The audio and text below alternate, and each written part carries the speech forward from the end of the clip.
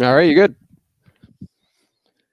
Well, we generally try to keep this hour, a little more than an hour, 75 minutes maybe, this podcast. So we were going to list the hypocrites in public office, all the mayors and governors and public health officials who are liars and hypocrites. And we get new ones every day, and we just don't have time. We'll try to give you some of the highlights from these frauds, which is all the evidence you need that they don't really believe the rules they're imposing on everybody. But we can't do them all. We can't get them all. It's just, I know we don't have all day. Also today, you know what today is?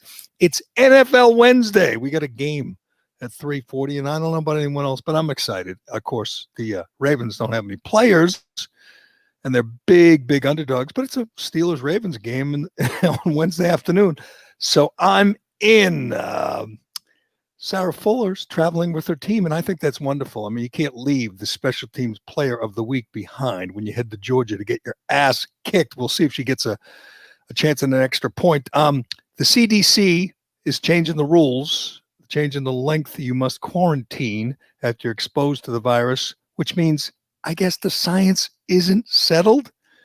Donald Trump made a little announcement to his flock at the Christmas party yesterday. We'll tell you what that's about. And Elliot Page, you may not have heard of him, but I don't think he's right because he won he was nominated for an Oscar for playing a woman, and I don't think that's right. Elliot Page is not a woman. Elliot Page identifies as a man, but Elliot Page has been a woman in the past, and I'm just all confused. I think maybe Shattuck can explain it all to me today on the Callahan podcast, brought to you by DCU. Do you love your car but hate your car payment? No problem. Refinance your car today with DCU, and they can help lower your monthly payment, lower your interest rate, or both. Applying is easy, and their loan experts will help you find the loan term and the payment that fits into your budget. Get out of that high-rate loan and get the interest rate and the payment you deserve from DCU. Learn more and apply today at dcu.org/refinance. Assured by NCUA, membership required. All right, Cullinane is here. Shattuck is here. You're going to have to explain this Elliot Page thing to me because I'm just so confused. She was Ellen Page, Oscar-nominated actress from Juno. Right. Very outspoken lesbian actress, but I guess she's not lesbian anymore. Is that the big announcement? Well, first, that entity that you're discussing doesn't exist anymore. So that the name that you said, which I won't say, Jerry, because I don't want to harm. Harm. Can I apologize? Because you're right. I shouldn't have said that. His name was Ellen Page. His name is now Elliot Page. If you changed genders, what name would you pick, Tom? Do you have a name picked out if you became a woman? I mean, when, could happen. What name would you be if you were a girl? I've always gotten along with Nancy's. Yeah, you kind of look like a Nancy. Would you feel like you have to keep it on the path of where your current name was? You know what I mean? Like that's what she did. I kept the first two letters the same, or three letters. But it just seems odd. She's getting praised. I read a couple stories. All the usual, advocates and activists are praising. I'm sorry, him. Because Ellen Page, who was a cute girl, is now a guy and identifies as a male. But she was a very outspoken, as I said, lesbian, very well-known lesbian. I had a partner, but now she's a guy, so she can't be a lesbian. Do I have that right, Shattuck? That is correct. But also, she's not a she. I'm sorry. She is he and they. So, or is he still lesbian? Are we all lesbians? That's my question. No, he is trans. He and they are trans, right? And that is. But it's funny if you looked at the headlines. The initial headlines were just so labored. It was so torturous for these woke wannabe papers to position this in a way that makes sense because the kind of AP classification would have to show some clarity as who we're talking about, but that goes against the woke rules of the LGBT movement. So you can't mention that this Elliot Page was more familiar to everybody with a different name, which would really help inform. And we know that they like people to play the roles. Like if you're a, trans, you should play the trans role. If you're female, you should be a female. If you're handicapped, they think they should find a handicapped actor. So this offends me that this guy, Elliot Page, played this woman in Juno, which I thought was a good movie. I liked Juno. I liked her in Juno, but I don't like her anymore because she stole that role from a woman, and she's a guy. And also, would he have beat out George Clooney and Michael Clayton for Best Actor that year? That's a question. It's a good question. Well, you know what? I don't. In Hollywood, anything is possible, and I think this obviously makes him more beloved. But what roles does he get now? Got roles for a guy? Oh, he better get some roles now. He and they both better get some roles now. Absolutely. I mean, we talked about the bylaws that are now written into all these contracts. I think certainly. I mean, with his number of his experiences that he's had, it's violence if he does not get the role. That's a good point. It is violence. That's the definition of violence. I don't know, Cullinan. Do you think Shattuck is comfortable on this topic? Because this is another thing I could say without equivocation that if we were on the radio right now, there'd be a program director running in the studio, pushing the button, telling us to stop. Don't they know that the Red Sox signed a long reliever? The thing is, though, Jerry, it's the biggest story. Not the biggest. It's one of the bigger stories, bigger culture stories in the country. But trust me when I tell you, there's nobody on the radio, the terrestrial radio, at least in anyone I know, any station that I know of, any station that I used to work for, that would be allowed to say a word about even if you're going to say what a hero Elliot Page is for changing his gender from female to male. I don't think he changed any parts, right? No private parts have been changed. It's just a declaration. I'm a guy, and everyone said that's heroic. On the same day, by the way, and I know you saw this, where Chuck Schumer says that the first priority of the Biden administration, and this shocked me because I just assumed it's climate change. His first priority is changing the weather, right? Isn't that isn't that why he was elected, to change the weather? And I guess that's the second priority. The first priority is to give his blessing to males who become female and then kick females' ass in track.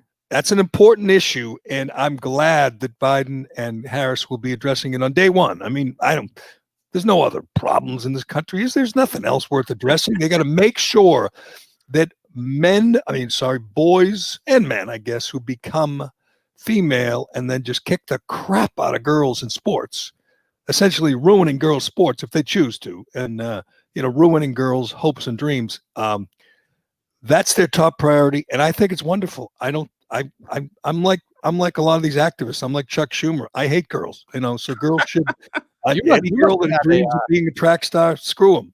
Screw them. Let the guys become girls, identify as girls, and win all the races, win all the scholarships. You must have had a day yesterday because you got Schumer on the transgender issue, and then you got Janet Yellen's main priority is climate change. So you must have had a nice little afternoon for yourself. It is, and just when I think I'm going to have some fun and watch Biden stumble and bumble, and watch Harris try to undercut him, and watch these dogs. Did you ever see Boys from Brazil, where the Nazis, the Nazi guy who's Gregory Peck, I believe. Yeah. It's a great movie. It really is, with Laurence Olivier and Steve Guttenberg, by the way. Was he really?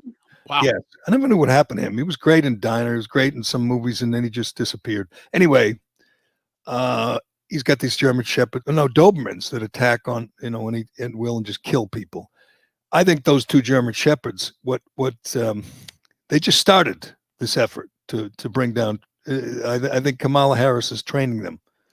That story about the pet psychic. The Daily Beast had this huge story. I swear to God, it's like 3,000 words about a pet psychic who I believe is in England or Europe and talks to Biden's dogs. You thought there'd be no journalism in the Biden administration. You were wrong. Day one, they got a pet psychic who talks to Champ and Major. Doesn't talk to the cat yet, I don't think. The cat doesn't even have a name. But this pet psychic talked to the dogs, and the dogs told this pet psychic that Biden was going to be a terrific president. So I'm in. I'm convinced. I think Kamala Harris is going to hire a pet psychic to talk to these dogs and have them continue to, knock him around. They already broke his ankle. So I'd keep your head on the swivel if I were you, Joe, because those dogs, those German Shepherds, they look like killers. And Kamala Harris is giving them a little, mental telepathy. Get them to attack. By the way, those are great dogs. German Shepherds are fantastic dogs. But what are the chances that they were anywhere near him when he took a header and messed up his foot? I'd estimate that at about zero. I was trying to come up with a list of ways, and we can get back to, Elliot Page, this new American hero, or the new priority of the Biden administration to make sure boys become girls and ruin girl sports, which is important. It's a big step for this country. But I would say that Biden broke his ankle the same way that lots of 78-year-olds in failing health break bones. I would say the better story, the more likely story is he was getting out of bed. He was putting on his shoes. He was getting into the tub. It's going to happen again. Get used to it. And they've blamed the dogs once. I don't know. Can you get away with that again? Because they're going to. Well, there's two dogs, so a champ gets to take the collar on one of them. I think. And then there's a cat. Right. Mr. Boots or whoever. Here's my guess. Next time it'll be like a broken hip, and they'll say he was working out in the White House gym. Yes, he was sparring with. He was sparring with what's Kamala's husband's name? I don't even know. I don't know either. So he'll always be doing something rigorous and youthful when it happens. There's no doubt. Yeah, but I mean, no, he was sparring with Corn Pop. Corn Pop came back, little reunion, and the two of them went down the White House gym and worked out, and the president broke his hip, and then it'll be something else. And you know what? Here's what's going to happen. He's going to show up, and obviously the media will be there to cover for him, and pretend whatever story he makes up is real, and not demand any accountability. When Trump had COVID, it was a constitutional crisis because he didn't give us his updated blood pressure every 10 minutes. Right. Well, this guy says, yeah, he hurt himself with the dog. They don't ask any follow-up questions. They don't demand any accountability. They just say, oh, yeah, he was playing with the dog. And they all buy it because that's the way it's going to be. But how long can they keep that up? Here's my prediction. And I'm on a roll with my predictions, by the way.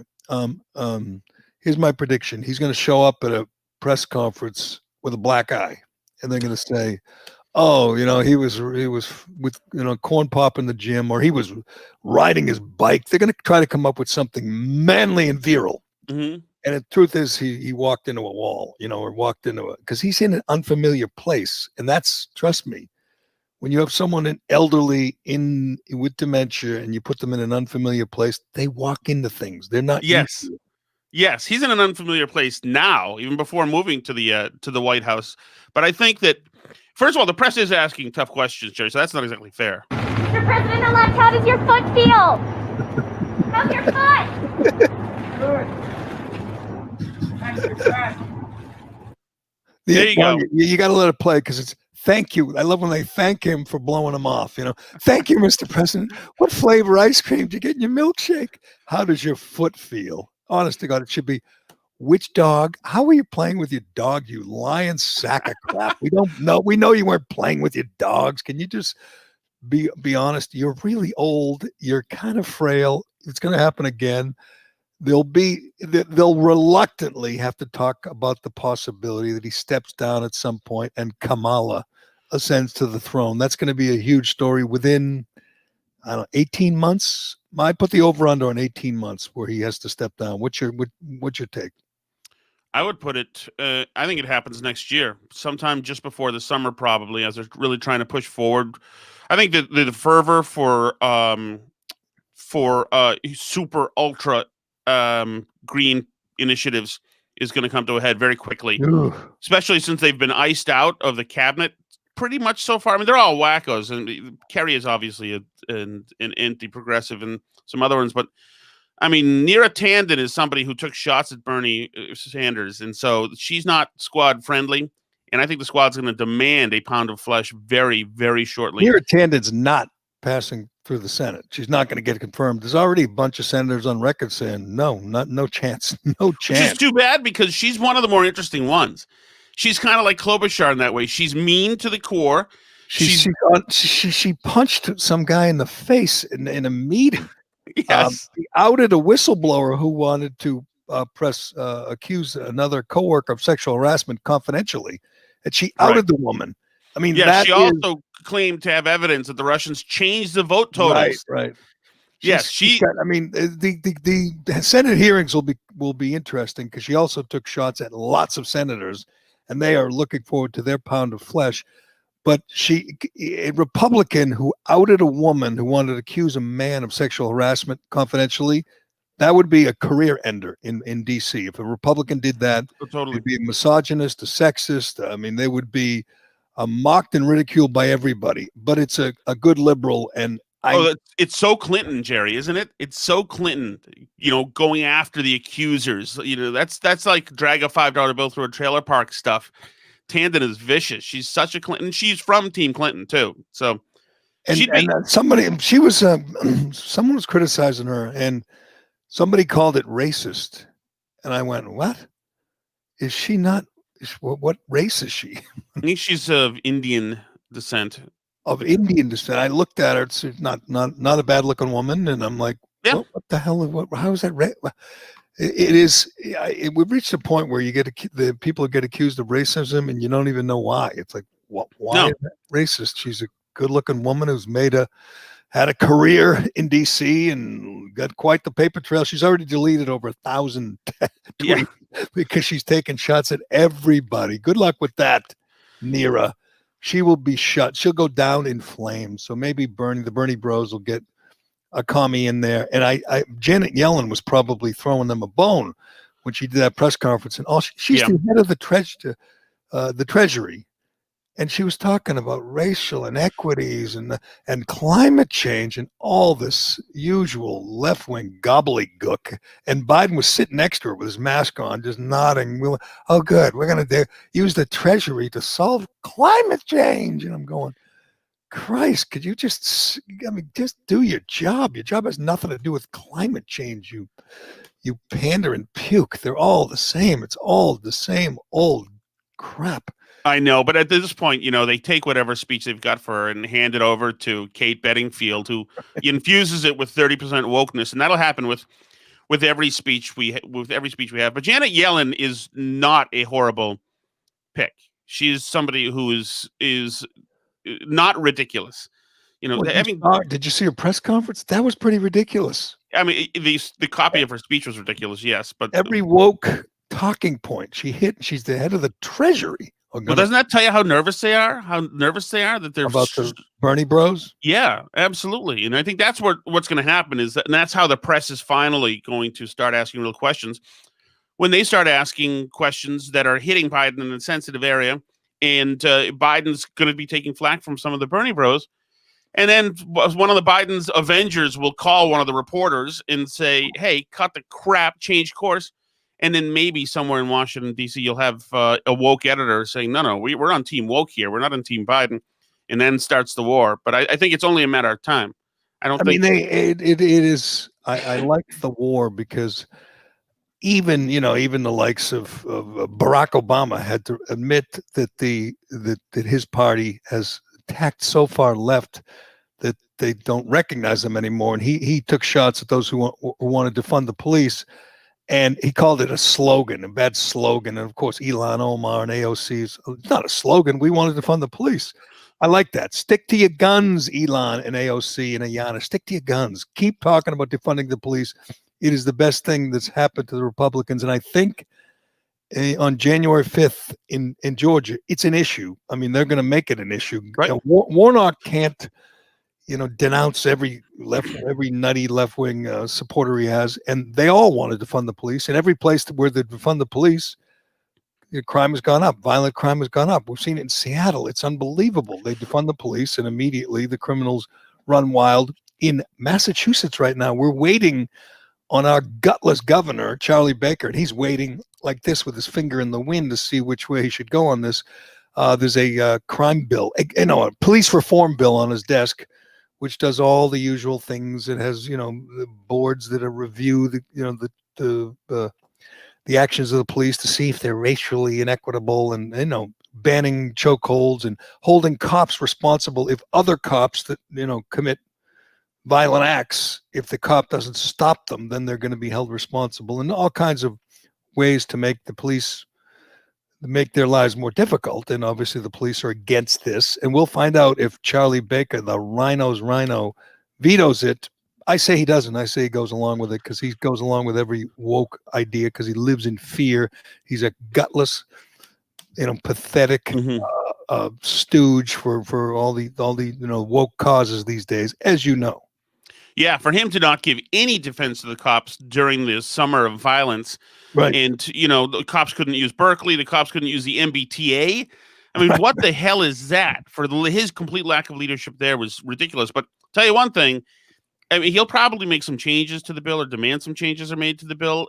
But if this is a total anti-cop product at the end of the day, then the police commissioner, William Gross, may be launching his political career because he's not going to take it. This guy is barely able to maintain his silence on these issues.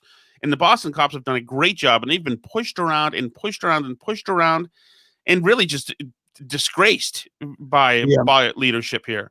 The head of the policemen's union says the final compromise of this bill is a final attack on police officers by lawmakers. It is 129 pages, crowded with punitive measures, layers and layers of new bureaucracy, and the abridgment of basic due process rights for police officers.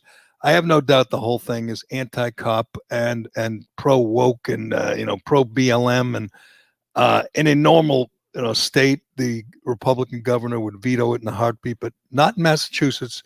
And I don't know what the governor's waiting for. I think he's busy destroying small businesses, restaurants, destroying the lives of hardworking entrepreneurs in Massachusetts. It's the Senate passed the bill 2812. The House passed 9267, which is not a big majority in this state. It's not a popular bill.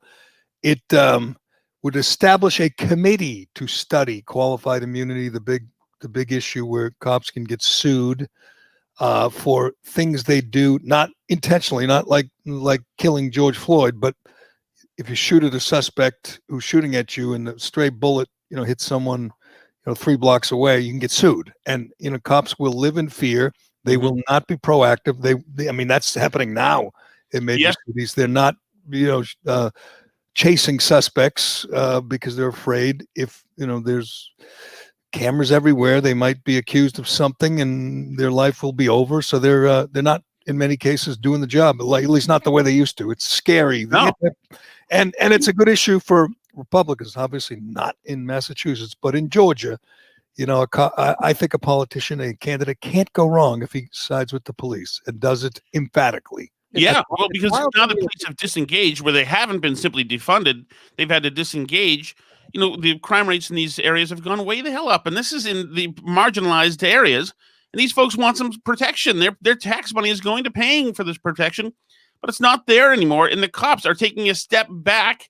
And, usually where they would find somebody suspicious and ask some questions, now they're staying in the cruiser. They want no part of it. And the guy and you blame them? Do you blame Rick Moranis? You know what it is, Shattuck? It's the greatest divide between rich, woke, suburban liberals and minorities who live in the neighborhoods which will lose cops, where there will be fewer cops. Those people don't want to defund the cops. You've seen that poll. 81% of black people don't either want to keep the number of police at the same or increase it. This is pushed by rich woke liberals in the suburbs. That's and blacks aren't on board, which is a good issue if you're looking to divide and conquer these a-holes. So hopefully, why don't you go on the community page on Facebook of Waltham right now and look at all the people who are scared shitless for the last 48 hours of this. All right, yeah. Attack 10 people. It's universal that people just scared shitless, and now's the time that all the headlines are going to be in the paper where you're going to micromanage the police. Like, you know what I mean? It's so hypocritical of people. Every Republican should be out there with little buttons saying I support the police and making appearances with police and going to the policeman's ball if there is such a thing. Going to and showing outward enthusiastic support of police. People don't want to get rid of police. It's madness.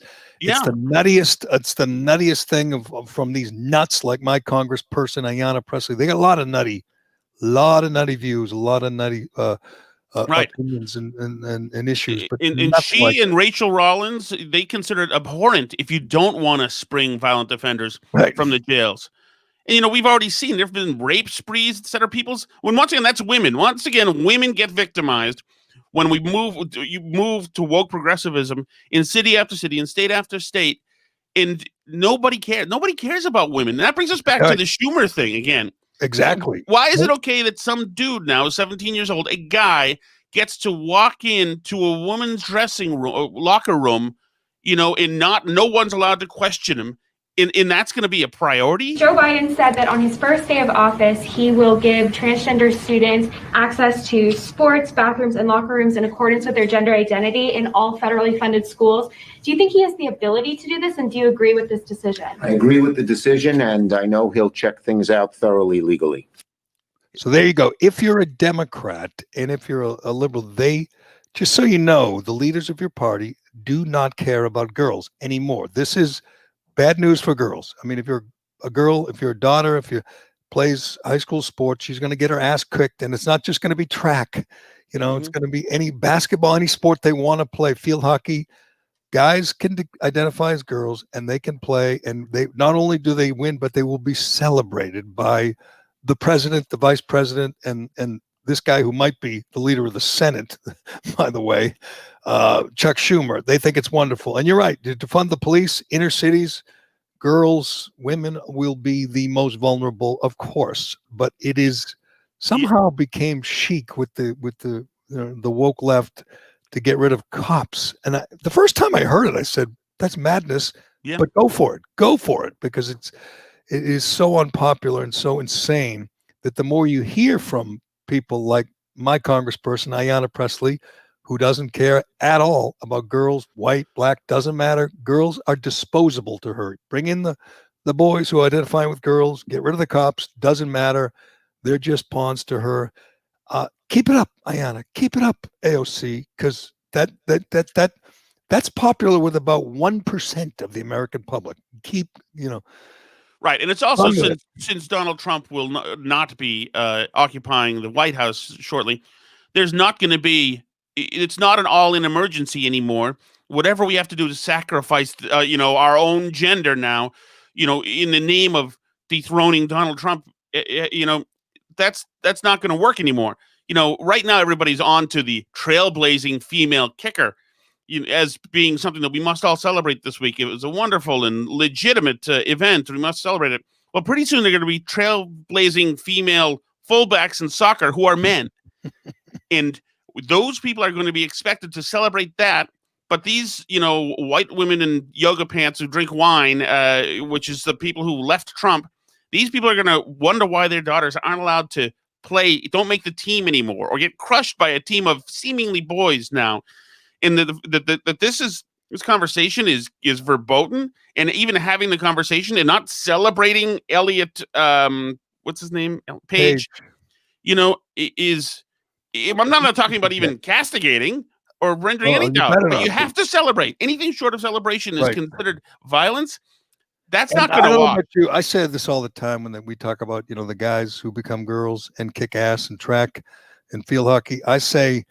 I remember in high school, there were some crazy. I hung out. I had some friends who were absolutely crazy and wild, and they would absolutely one day just say, "I'm a girl," just to mess with everybody, just to go out there and play a game of field hockey or track, and just say, what are you going to do about it? I mean, there will be that element of pranksters who will be messing with all of us. I'm looking for this thing. I retweeted yesterday a political consultant who said it was the least popular issue he's ever seen, that nobody that he polled is supportive of guys running girls track or guys playing girls field hockey and obviously kicking ass because they have a Right. big advantage.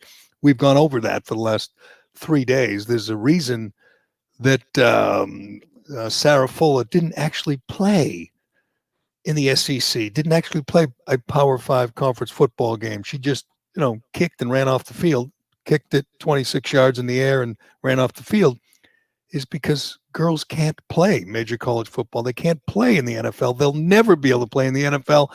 There's just some things people can't accept. And I want to get to that because, we haven't talked to you, but the good news is the 0-8 Vanderbilt, whatever they're called, Commodores, are heading to Georgia to get their ass kicked again. And she's traveling with the team. The coach announced, the interim coach, because the last guy got fired after later. Derek Mason, the interim coach said, yep, she's practicing. She's with us. So she's traveling with the team, which means the coach has a choice. Does he continue to play this game and send her out there as, for show, as a token, say, look, we're still playing a girl, and let her kick off again, because they might only have one play for the kicker, the one kickoff. They don't score a lot of points. They're not a good team. Well, we forget, Jerry, she's got a large motivational speaking role with the team. That's right. She's got to give the halftime speech again, which I'm sure the boys of the team are still rolling their eyes saying, who the hell do you think you are? They've been getting their asses kicked all year. She comes in for one day and starts telling them the reason they're losing is they don't have enough team spirit. But that is, it is so funny because my daughter, who's 10, plays girls softball, and the girls are really sweet to each other out there. Yay, Katie. That's great, Katie. Awesome. And they high five. Like, even if they strike out, it's super emotional. It's nice. And they hug each other, and it's like really kind of like a bonding event. Boys aren't like that. Boys are cutthroat. And you think boys on a college football team in the SEC who are 0-8, who just lost we're in the process of losing 41-0. I mean, really, literally getting their asses kicked, not just losing, but getting beaten up and pushed around. Want to hear this girls soccer player come in and say, you guys just don't have enough team spirit. The reason we're a good soccer team is because we support each other. They must have been ready to just. If that was a guy from the boys soccer team who had said that to them, it would have gotten ugly. Good point. Like that's obviously there is no boys soccer team for some reason at Vanderbilt. So they didn't have to worry about it, but she's going to travel with the team.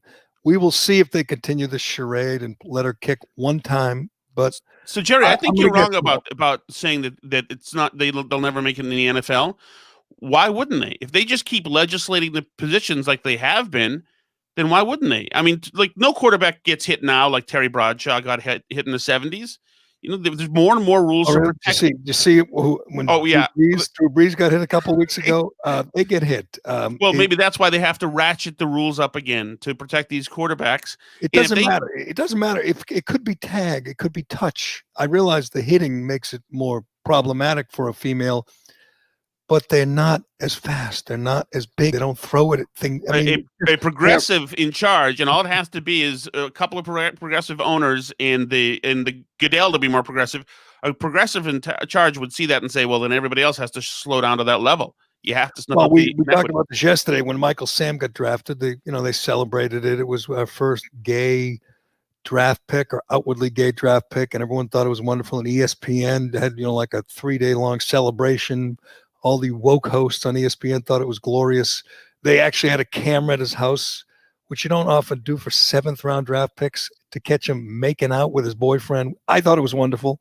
I don't care what you think. I thought it was a little more wonderful than you did. I thought it was sort of like watching, Jackie Robinson get his first at-bat, or Rosa Parks sitting in the front of the bus watching Michael Sam give a big smooch to his boyfriend because he got drafted.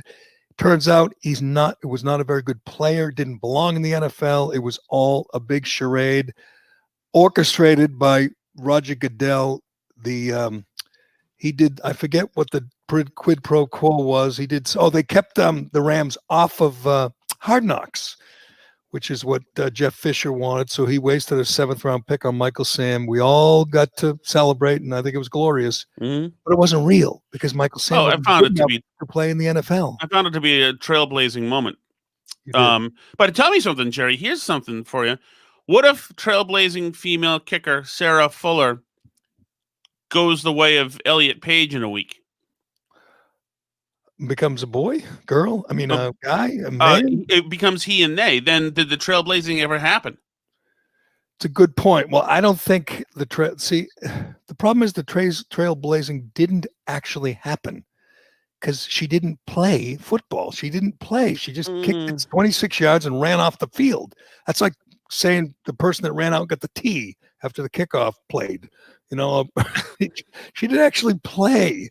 And there will never be a girl who can play major college football in the NFL. And I know that's hard to swallow for some people who want to think girls can do anything, because I know you told your daughter, you can do anything, honey. You want to, like I said yesterday, you want to dunk, you want to bench 500 pounds, you can do it. I mean, do you do that? Do you lie to your daughters? Yes, I tell her that she can bench 500 pounds. I tell her that special teams in football is the only phase of the game that matters. And, to a 13 or 33-yard kick, Jerry, by the way, it was a well-strategized squib kick. I don't know why you're trying to take that away from her. I love the media that say, oh, it's an intentional. She was ready to be on the field in tackle, but it was a squib kick. Right. So she was going to boom it out of the end zone, but the coach said, just squib it, Sarah. By the time my daughter's old enough to play in the NFL, they're not going to be keeping score. It's going to be fully integrated anyway, so it doesn't matter. It's just going to be all for fun, just for the love of the game. No, everyone let your daughter play Pop Warner and see how much you enjoy watching your daughter get her ass kicked by a boy. It's not fun. I've seen my daughter didn't play, but she was a cheerleader because, damn it, that's where they belong on the sidelines with the pom poms. No, she didn't want to play. She had no interest. But my son played and I coached, and I said yesterday, every team, not every team, but lots of teams had one girl, and it's nice when they're 10, 11, but they do get hit. And when they get hit, mom and dad don't think that's so fun, and neither does she. And you cringe. Lots of high school teams have a girl or two, and that's good. They're inclusive. They're allowed to play. But if you're allowed to play, you know what that means? You really actually have to play. You don't kick the ball and run off the field. You stay on the field and someone hits you. And as much as they will legislate the real mean, nasty hits out of the game, like you saw in the Patriots game when Isaiah Simmons hit Cam Newton, and I think he hit him too hard, so it was a 15-yard penalty. But there's a lot of hits like that. As much as they've tried to get rid of the real nasty hits, there's still plenty of them. And guys are faster and stronger and meaner than ever. And your daughter's going to get hit if she plays football. So I would recommend against it, but that's me. To all our listeners, just watch Jerry's Twitter page at around what time's Vanderbilt playing? 4:00 on Saturday, probably somewhere around 6:30. I think they're going to shock the world, and she's going to hit a 42-yard field goal to win the game. You just wait. I hope they let her kick an extra. Well, actually, do you think they're going to score? I'm going to get the line on that. Yeah, I've got Moles down there. It tells me they're going to let her run one back. I blame Jason Whitlock from Outkick for this. This is not me, although I did chuckle. He said it was like watching a Make-A-Wish kid, a special needs kid, or a kid who's dying, a Make-A-Wish kid get the ball, and the defense has already agreed to let him score, and they get out and they pretend to chase him, and you see those highlights or those videos on ESPN all the time, right. and it's kind of cool. Yep. And you feel good. You get the little tingles. Sometimes you get a little choked up, and they all jump on the kid, and they do the same in basketball. Let him get a basket. That's what it felt like. They let her kick, and run off the field. And everyone said, "Isn't this glorious?" As I mentioned before, the SI writer Pat Forty said it was one. What do you say? One small step for Vanderbilt football, one giant blast for womankind. And by the way, it happened on the anniversary, the day before the anniversary of Rosa Parks sitting in the front of the bus, which was pretty impressive. I saw pictures yesterday of Rosa Parks defiantly sitting in the front row. They're both trailblazers.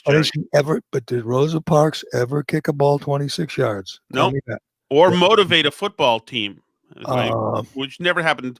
But they're both trailblazers. The thing is that, all this make-believe, and there's some of it is healthy, I think. Like we have the terminally ill kid, and Batman comes and picks him up, and they patrol the streets, and that's beautiful stuff. And it's great, but it doesn't degrade from the integrity of anything.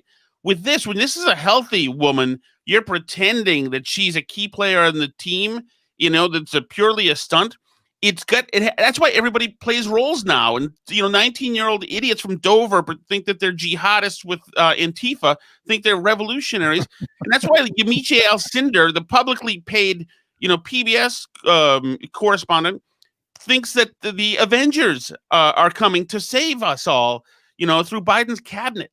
They believe this stuff. It's almost like the Avengers are here. Right. They believe that. You're right. It was the most artificial make pretend moment where everybody, and I'm honest to God, I read Whitlock, but other than that, everybody went along and said, isn't it nice? Little girls, people took pictures of their daughters watching it on TV and said, oh, I told my daughter she can do anything.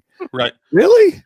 What make, and I said yesterday, Hillary Clinton said this proves girls can do anything. How does it prove that? She didn't do anything. But anyway.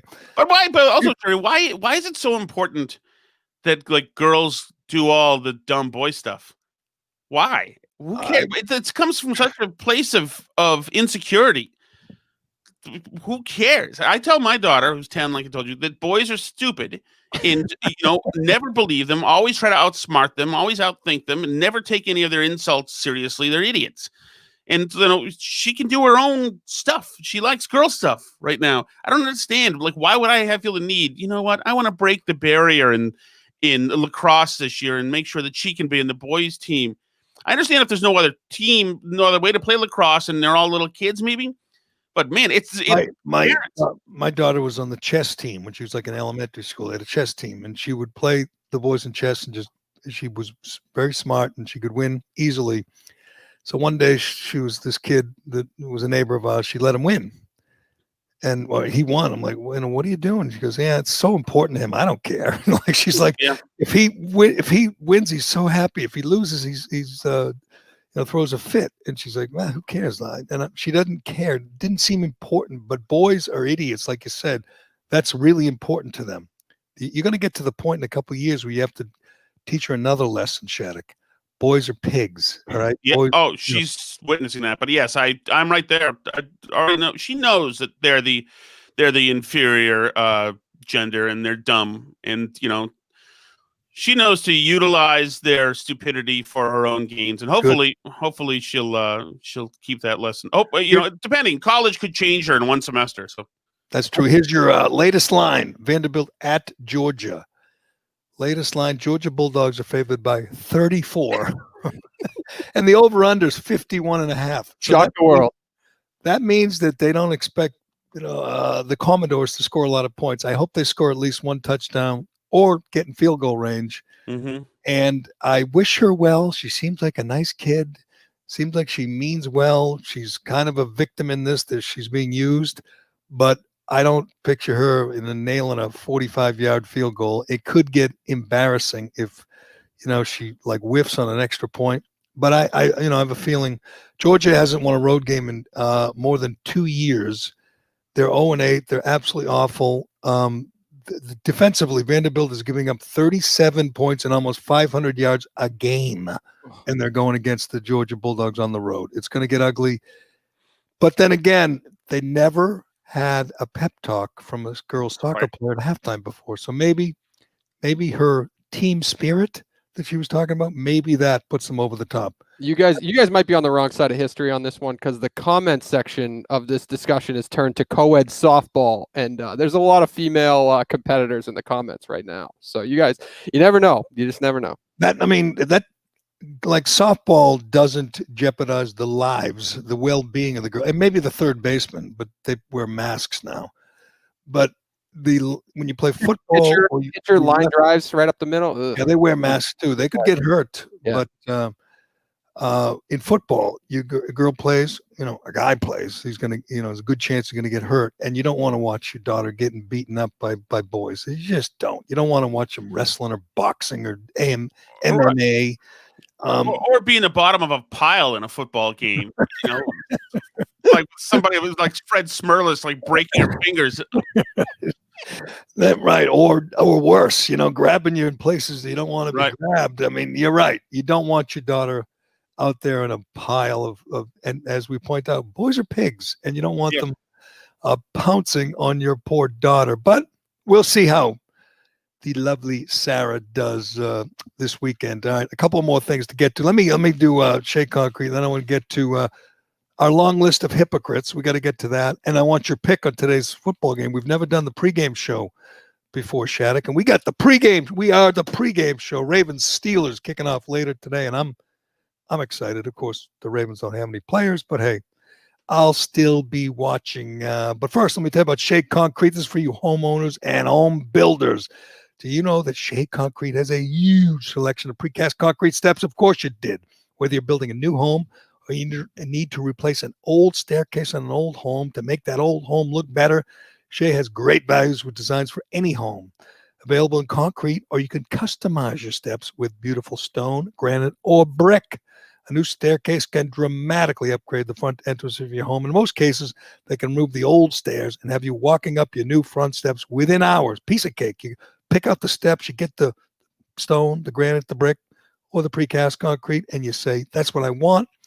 They take the old ones away, which is a real pain in the ass. They put the new ones in, and just like that, your house looks better, and it is worth more. You can't go wrong. This is a no-brainer home improvement project. You can learn more about Shea's precast concrete steps at sheaconcrete.com, or just stop into one of their 4 state-of-the-art locations around New England. That's sheaconcrete.com. All right, who do you like today? Ravens started off as 3-point underdogs. Then they kept losing players and losing more players. And then they lost their quarterback, Lamar Jackson, then lost a couple more players. I think they're going to play 8-on-8 today, but it's going to be tough. Steelers, undefeated Steelers, are 9.5-point favorites now. Who do you like, Shattuck? Steelers win this game by 17 points, Jerry, which is actually not a bad pick. I think when 17 is a uniform number of a certain trailblazer. 17. Who's the trailblazer? 17. Kicker Sarah Fuller. No, she's number 32. Sorry. This thing I'm looking at says 17. Oh, that's her soccer number? No, she's wearing a 17 football jersey in the pictures I have. It's 17 is my pick. Well, she was 32 last week, so I'm going to say Steelers by 32. I'm with you. Steelers minus the points. It is a decimated Baltimore team, and when you lose your QB, as like we saw in Denver, it's demoralizing, and it's going to be tough. And it's also one of those games where it's just weird. Everything's weird. You got a lot of adversity, and for the road team, Adam Schefter was live tweeting the plane taking off for Pittsburgh because they never knew. No one was sure if it would ever take off because there was another outbreak and another person test positive and another ball boy test positive, and they're going through with it. And here's what I don't get is these people. Keith Oldman was on this yesterday on Twitter saying, just cancel the season, NFL. Enough of this. And I'm going, why would they cancel the season? Their job is to make money and entertain me. And I'm going to watch today, and there's a good chance they'll entertain me on a Wednesday afternoon. So what's the problem? Why would you cancel the season if the guys test positive for COVID?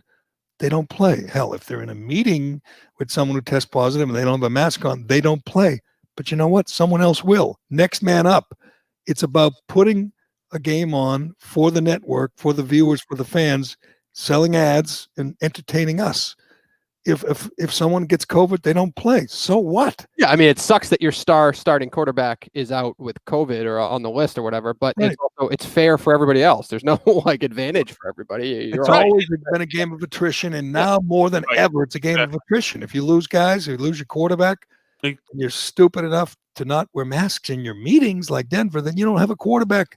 And guess what? You lose. So what? That's part of the game. Yeah, I mean, historically, football games have been played in the elements, which can be just crazy. You know, I go back to that 06, I think, AFC East Championship Patriots team that lost when they all had pneumonia.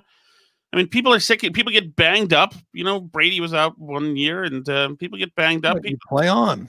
Absolutely, you play on. Jesus, tough sport. And to your point, it's way more entertaining to watch like RG3 come back out of nowhere and see if he can put together a good game. It's just from an entertainment standpoint, it's better to watch. I know. I wish they had fans. I mean, it's too bad they don't. But it'll be weird, very, very weird watching football on a Wednesday afternoon. But I'm in. It's football. It's not it's a great sport, and it's a dangerous sport, and you put guys out there and you hope they can battle through it. Girls or guys, either one, not just guys. Could be girls, but you put girls or guys out there, and you hope they can battle through it. Hey, by the way, Sarah Fuller's 6'2", Jerry. Is she really? Yeah. Now, yesterday, who did we have on with us yesterday? VB. VB. No, that was you, Colin. Who you were looking at her Instagram page? Do you have any like swimsuit beach shots? No. Well, listen, that's part of the gig. That I like that. I like that job responsibility. So let me get that while you guys talk for a second. And you were disappointed in her followers. She only has like 45,000 followers on Twitter. I think like 40 of them are 12-year-old, tomboys who want to play in the NFL. But she's inspiring them, leading them. She's retweeting the Hillary Clinton. And good for her, but I'd love to see her kick a real kick, like a real, 32-yard field goal, and see what happens. Because I don't think it's going to go well. But enough of Sarah Fuller. Good luck to her. She's on her way to Georgia with the Vanderbilt Commodores, the 0-8 Vanderbilt Commodores. A couple more things. What do we always hear when liberals start talking about climate change and climate deniers, and we hear it's settled science, right? Mm-hmm. And which is absurd. There's no such thing. Quietly yesterday, the CDC changed their rules. Now, instead of quarantining for 14 days, you only have to quarantine for 10, which just like one day, hey, know what? Or if you get a negative test, only 7. You only have to quarantine for 7 days. So for 9 months, people have been quarantined for 2 weeks at least. And now it's like, don't worry about it. 7 days is enough. This stuff changes every day. And I have a feeling if, the vaccines aren't widely disseminated in the next few weeks, like in 3 months, people are going to be doing either walking around in full, hazmat suits or no masks at all. And they'll say, you know what? We decided you don't really need masks. It's just the idea that you should be enforcing these mandates one way, and this is the way it has to be. You can't, have an outdoor dining because why? There's like really no science behind it.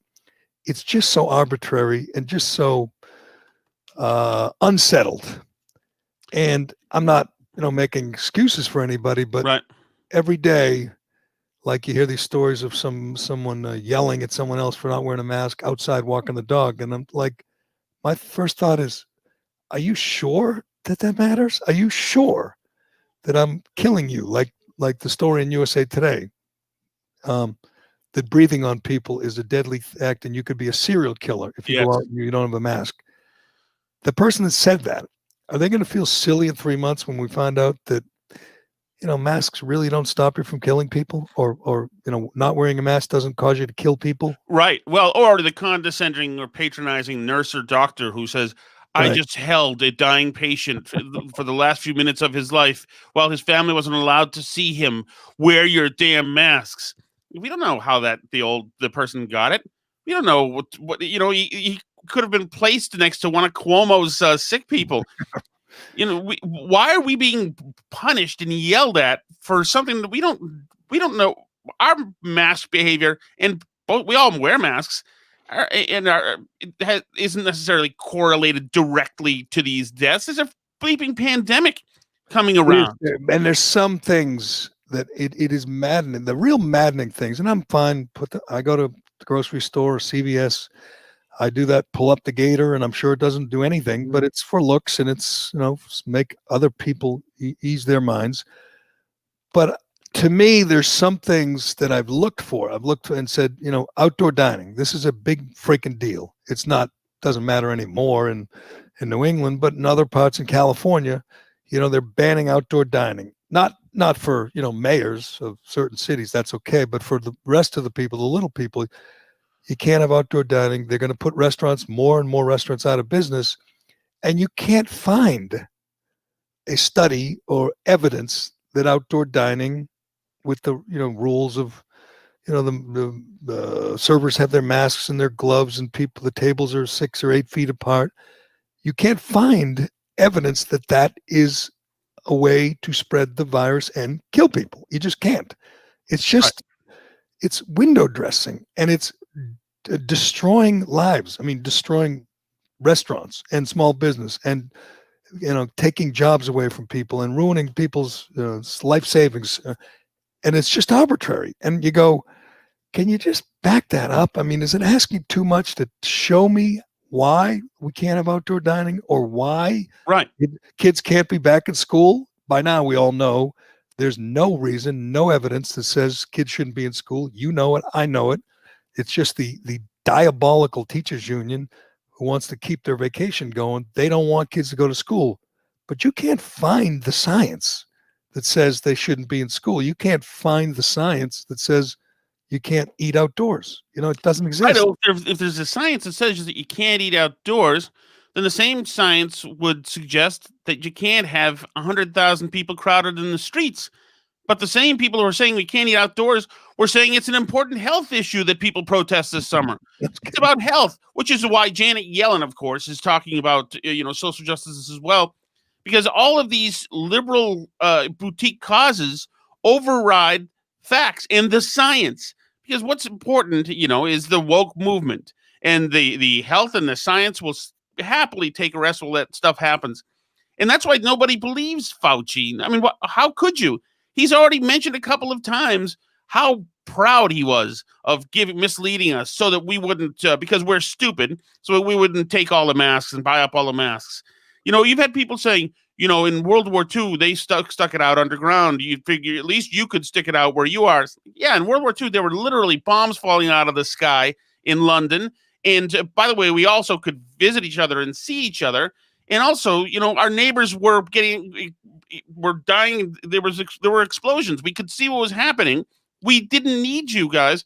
And other people say, well, during the Spanish flu, people back then, wore masks, and they did the right thing. Yeah, they did wear masks. Government people told them to wear masks, and almost 700,000 died in the U.S. from the Spanish flu.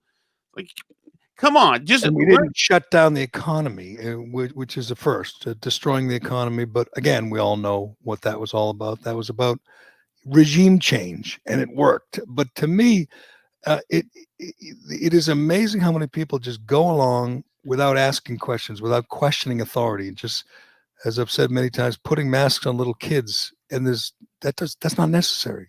It wasn't necessary 6 months ago. It's still not necessary. But one day, people just said, I got to wrap my 3-year-old in a mask and scare the crap out of him because the invisible little boogeyman might enter his lungs and kill him, when it's not true. But somehow it's a sign that, look, I'm doing my part. We're all in this together. Let's all do these illogical, nonsensical things because it shows that that I care. Right. I care. Look at me. I care.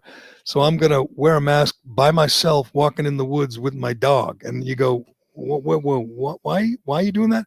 Oh, because I care. And you go, that's not a reason. There's no science to it. But we got to get to the hypocrites. And I know they're not, real high profile people, but I don't care, because we're going to do this every day.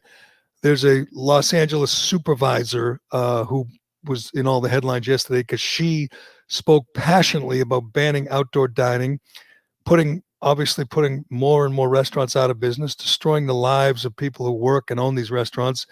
And a few hours later, she was caught at a Santa Monica restaurant eating outdoors. The San Francisco mayor, the day after Gavin Newsom ate at French Laundry with 22 friends, that scummy, slimy hypocrite, the day after that, the San Francisco mayor also ate at French Laundry after banning outdoor dining in San Francisco. Right. And she was very adamant that you better stay inside. We are still taking in transfer patients from other counties, because while it's getting bad here, it's even worse in other places. We've been worried for months, but now it's real. Our dangerous winter has arrived. But she arrived at French Laundry. Listen to the passion in her voice. There's lots of things that our public officials make you do, that insist you do, whether it's, you can't park in a handicap spot, and once in a while they'll get caught in a handicap spot. Usually they won't, though. Usually that woman probably doesn't park in handicap spots, and you understand why you can't be taking those spots. I mean, you could think of anything like that you have to do. You have to follow the law for reason. You understand the reasons. In this case, they're insisting that they made up these laws, but you're insisting you follow the law. Like the Denver mayor, you cannot travel. Stay home this holiday season. Do not travel. Whatever you do, stay home with your. And then, Right. and then But from half where, hour- Jerry? Where does he half hour tweet this? later, he's getting on a plane. I mean, these people are just awful, rotten, slimy, scummy, dishonest people. Every bleeping one of them. And he's Not beautiful, little- Jerry. The Denver mayor is beautiful because the press asked him, they said, hey, by the way, we got people who think you should lose your job. I'm going to start with this top question that viewers have been asking us since Wednesday. Will you resign? No. No equivocation. Do you feel like that's even an appropriate question? No. No, I'm not going no, anywhere. why should I resign? They don't really mean it, which is amazing to me that people still listen to them. And one other person was the San Jose mayor, who had a big family gathering at San Jose and for Thanksgiving after telling people not to do that. Now, if a public official does that once, they're full of crap. They Right. don't mean what they're saying, and their job is to stand before the mics and the media every day and tell you things. Well, everything you say after that, if you're the mayor of Denver, if you're the mayor of San Jose, San Francisco, the LA supervisor, Gavin Newsom, Andrew Cuomo, what's his name, and Phil Murphy in New Jersey, caught with a big group, out to dinner, no mask, no social distancing. They're all full of it. At some point, what's even more you have to remarkable, understand these are rotten, lying human beings, and we shouldn't listen to them anymore. right? And what's remarkable is their reasons for it. They think so little of the people, the constituency, that they say, no, you don't understand. My friend was having his 50th birthday. Right. He's been planning it. Right. We have a bunch of couples there. Or this guy from Texas was saying, "Oh, we had 5 people there plus my sister. Well, then she had 3 more people, and then my brother came, and then it was just a family thing that we do most year. Usually, it's a lot bigger. It's a family thing." The jerk we just heard from the Denver mayor also said, "I was just going to see my daughter. I mean, it's something we do most Thanksgivings." Right. And they expect you. You don't get this leeway from them. Right. But It's like Newsom. Newsom had a dinner with 22 people. Mhm. The tab was $15,000. I mean, I'm going to guess that there aren't a lot of people who can relate to that. And he said, the gathering was bigger than I thought. And we were just going to stop by briefly. And we stayed and we were outdoors. And it turns out all of that was a lie. It was 22 people indoors, no social distancing, no masks. It was all a lie.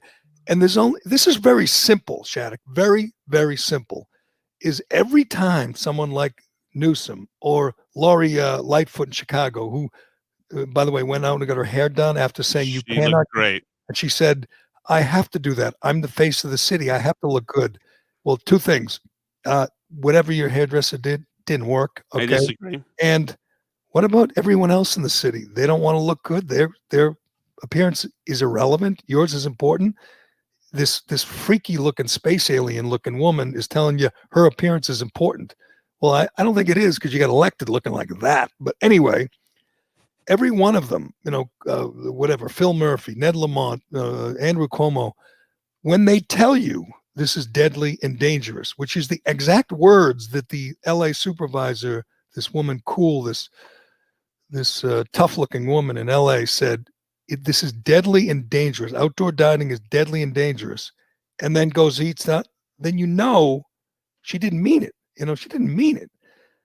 Because if it were deadly and dangerous, Gavin Newsom wouldn't sit in that restaurant if he thought it were deadly and dangerous. There's things you should not do because they're deadly and dangerous. You shouldn't take drugs. You shouldn't drive drunk.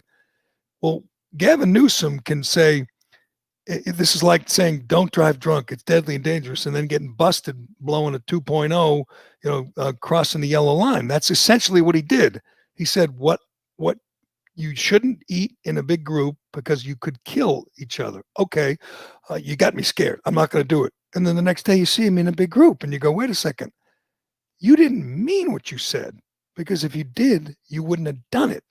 So we know everything they say subsequently is a lie. Everything they say after that is absolute crap, because if it were true, unless he had a death wish, he wouldn't have done it.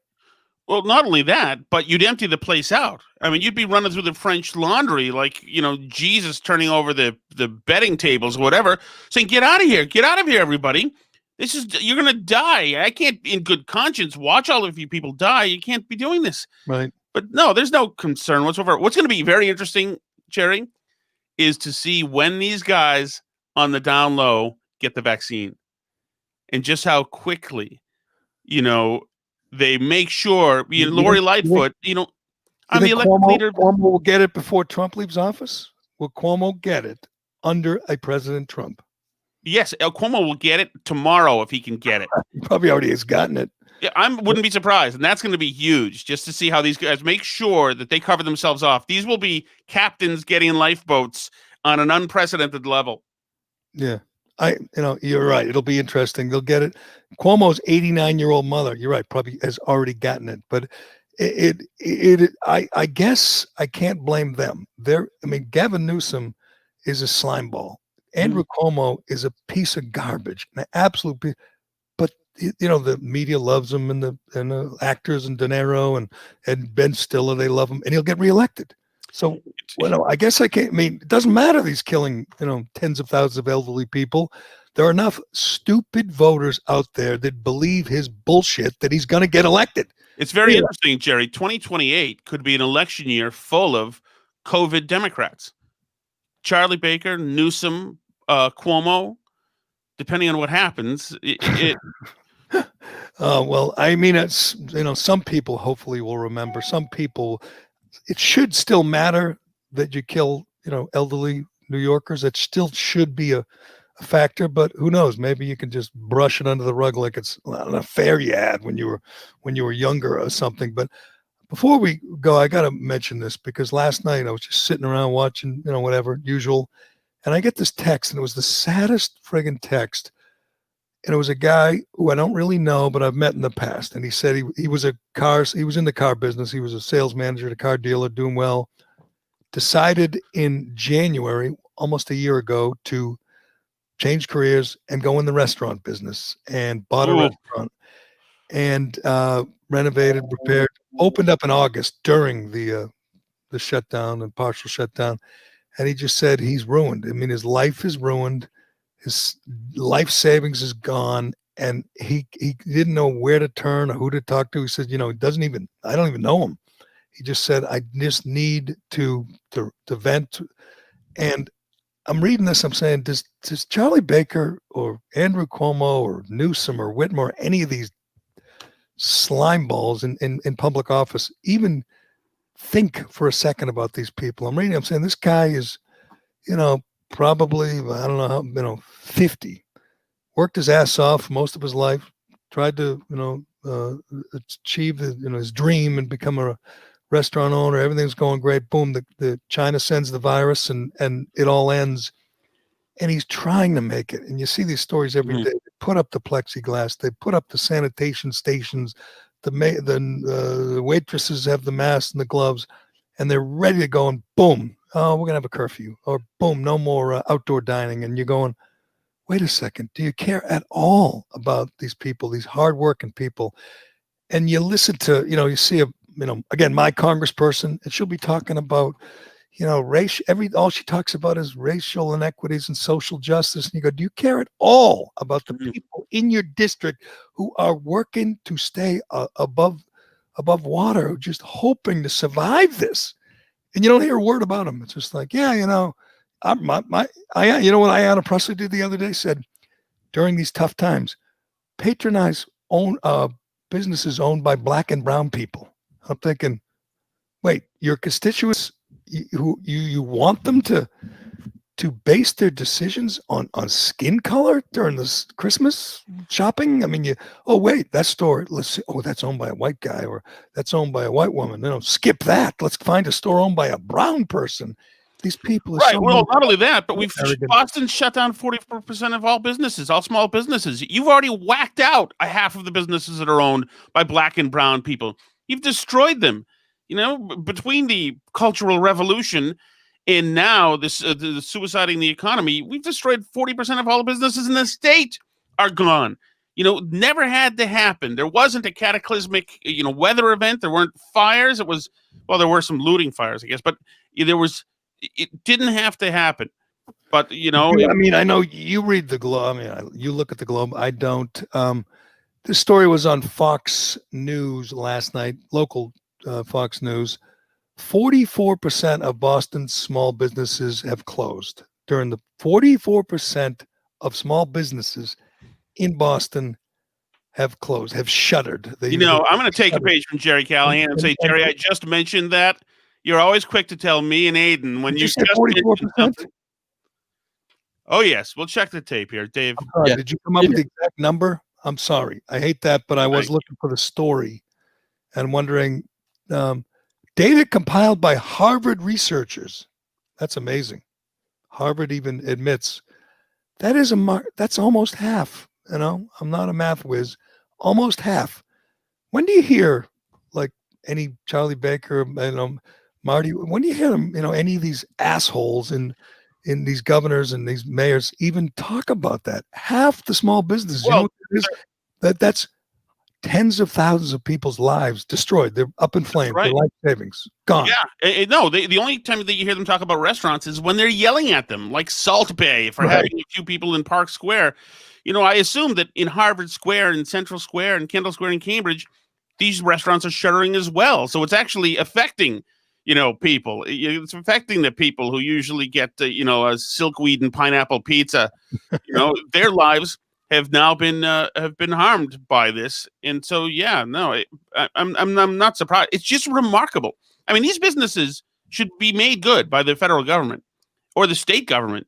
Somebody's got to make these businesses good. It's ridiculous that people aren't loud enough about this shit. Like yesterday, I saw what's one of the restaurants in Boston. But by the way, there was 7 of them yesterday. I know.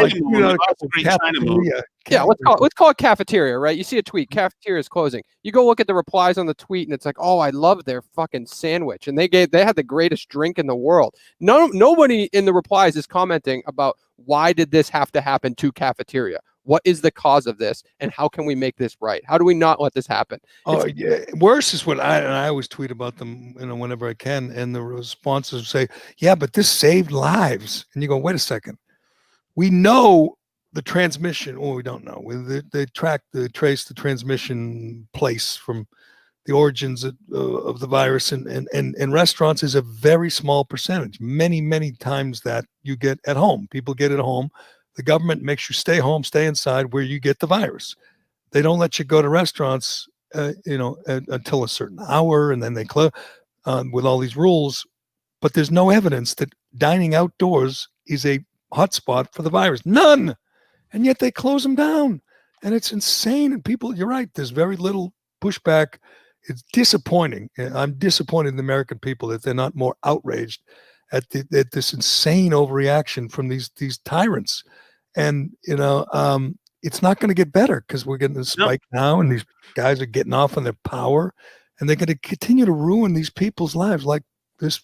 It's a huge guy I knew who put his life savings, saved up for 30 years, put his money in a restaurant, just thought it was, his dream come true, and boom, the government says, no, you can't make a living. You can't. Right.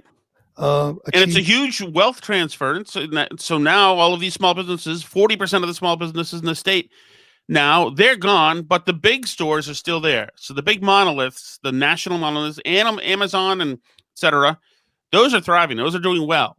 So, I mean, we've completely culled these mom and pop operations. Small business is a huge employer. Obviously, it's the economic engine for the state and the country.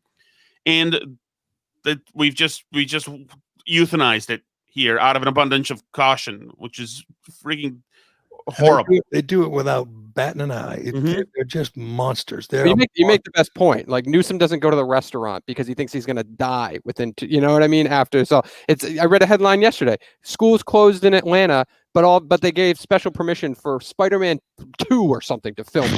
You know what I mean? Like, and, the mayor of Boston, just another wholly owned subsidiary of the teachers union, announced that there will be no in-person school until next year. So you're at the beginning of December. Kids are just dying. Literally, they're deteriorating before our eyes because they have no school, no interaction.